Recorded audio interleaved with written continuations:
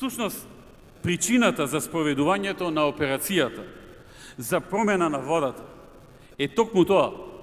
Отпорот на ВМРО ДПМН кон налетите за промена на името и идентитетот, потерк на јужниот сосед, а со цел отстранување на пречката за побрзо заокружување на геостратешкиот план за членство на Македонија во НАТО и почеток на преговорите со Европската Унија, што како цели и како намера беа и се уште се и цели и намера и на ВМРО ДПМН, но ние сакавме тоа да биде со фер компромис и решение за името, а не со диктат. Затоа се направи преврат и се донесе СДСМ, која има ветено по секоја цена дека ќе го реши ова прашање. По секоја цена.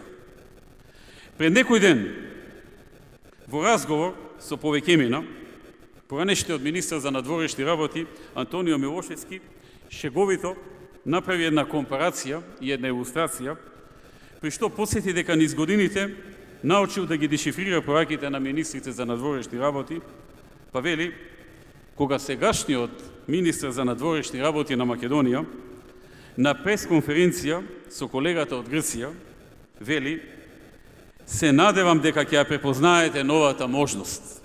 Цитирам. Тоа може сликовито да се илустрира со еден пример од типот како кога студент во студентски дом влегува во собата на својата колешка, која е комплетно соблечена и подготвено го очекува и му вели: се надевам дека ќе ја препознаете новата можност. Тоа отприлика е моменталната ситуација на Република Македонија и понудата на Република Македонија. Но за жал, колку и овој шеговит пример да засмејува, станува збор за крупен национален интерес и на тоа мора да се гледа сериозно. По сите успеси кои ги направивме, по сите победи и резултати, ВМРО ДПМН е кој цврсто застана во заштита на националните и државните интереси, неминовно беше да биде под напад за да се ослабне и да се сруши од власт.